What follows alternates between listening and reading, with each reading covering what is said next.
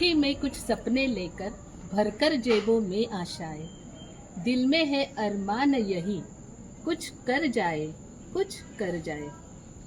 असंच एक लोककल्याणाचं स्वप्न घेऊन, स्वप्न कसलं, एक ध्यासच म्हणा ना, हा जनकल्याणाचा ध्यास घेऊन एक उच्च विद्या विभूषित तरुण तडपदार व्यक्तिमत्व पेण सुधागड तालुक्यातील गावागावात वाड्या वस्त्यांवरील लोकांच्या मनावर राज्य करते. रात्रंदिवसाची तमान बाळगताना रानावनातील रस्ता तुडवत गोरगरिबांच्या मदतीला धावून जाते. अडल्या नडल्यांना मदतीचा हात देते. कित्येक आया बहिणींच्या संकटांमध्ये खंबीरपणे उभा राहून तो त्यांचाच वाटतोय. इतकंच काय तर जनतेला तो त्यांच्यातलाच त्यांचा हक्काचा माणूस वाटतोय. दिवसेंदिवस त्याची कीर्ती वाऱ्याबरोबर सुगंध पसरावा तशी पसरत चाललेली आहे. आणि हे सर्व पाहून मन आनंदाने आणि अभिमानाने दाटून येते. का नाही दाटून येणार? कारण हे व्यक्तिमत्व दुसरं तिसरं कोणीच नसून माझा सख्खा धाकटा भाऊ प्रसाद खेळूराम भोईर हा आहे. आणि आपल्या सगळ्यांचाच म्हणजे सगळ्या जनतेचा लाडका प्रसाद दादा. म्हणतात ना, मुलाचे पाय हे पाळण्यातच दिसतात. अगदी लहानपणापासून आमचा हा भाऊ कमालीचा हुशार, महत्वाकांक्षी, चळवळ्या धडपड्या, एखादी गोष्ट मनात धरली तर ती पूर्ण करण्यासाठी झटणारा, मग त्या गोष्टीपासून त्याला कोणीही परावृत्त करू शकत नाही.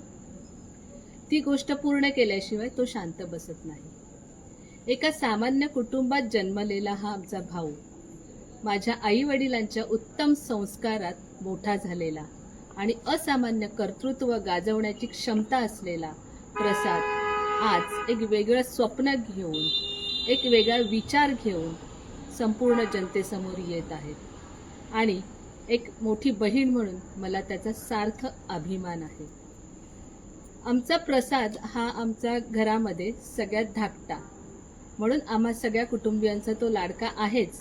पण शाळेमध्ये तो सगळ्या शिक्षकांचा सुद्धा तितकाच लाडका असायचा. कमालीचा हुशार असल्यामुळे सतत त्याचा पहिला नंबर अभ्यासात तर असायचाच, पण इतर अनेक स्पर्धांमध्ये म्हणजे क्रीडा स्पर्धा असू दे, निबंध स्पर्धा असू दे, वक्तृत्व स्पर्धा असू दे, प्रश्नमंजुषा असू दे, याने आपला पहिला नंबर कधीही सोडला नाही. लहानपणापासूनच आमच्या आईने आमच्यावर खूप मेहनत घेतली आहे, स्पेशली अभ्यासाच्या बाबतीत. आणि प्रसादवरही तिचा तितकाच कटाक्ष असायचा. आणि तिची मेहनत आणि प्रसादची कमालीची हुशारी यामुळे त्याला 4थी आणि 7वीत ह्या दोन्हीही स्कॉलरशिपमध्ये तो दोन्हीही वेळा रायगड जिल्ह्यामध्ये सर्वात प्रथम आला होता. पुढे जाऊनही त्याची प्रगती अशीच चालू राहिली.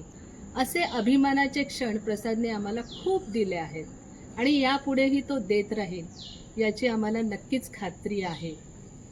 प्रसादसारख्या हुशार आणि असामान्य कर्तृत्व असलेल्या व्यक्तीने बिझनेसमध्ये काहीतरी करावं अशी आमची सगळ्यांची इच्छा होती.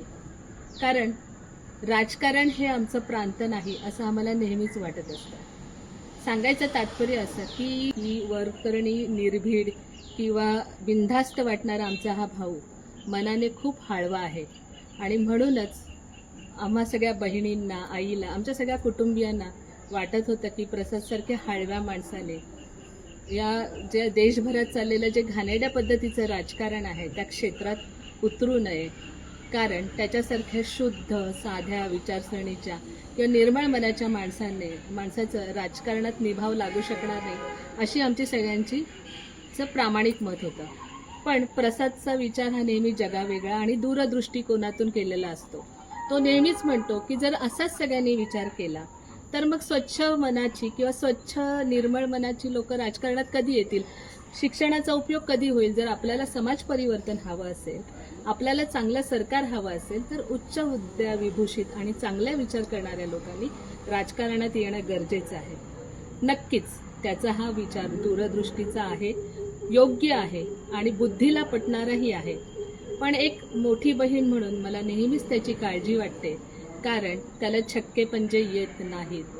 तो राजकारणातला मुरब्बी नाही किंवा तो घाणेरड्या स्तरावर जाऊन लोकांवर टीका करणारा नाही किंवा स्वतःच्या फायद्यासाठी तो दुसऱ्यांवर टीका करणारा व्यक्ती नाही.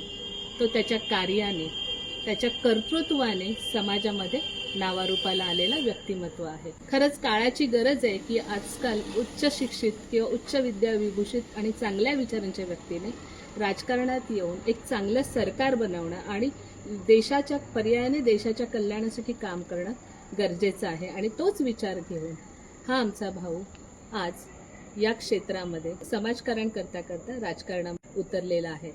तो सोन्याचा चमचा तोंडात घेऊन जन्माला आलेला नाही.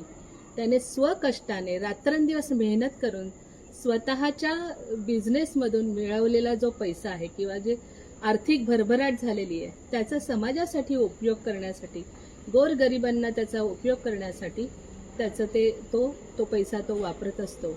आणि अगदीच खरंच की गावागावात वाड्यावाड्यांमध्ये त्याच्या रूपाने खूप प्रगती होत आहे याचा सुद्धा आम्हा सगळ्यांना मनापासून आनंद होत असतो.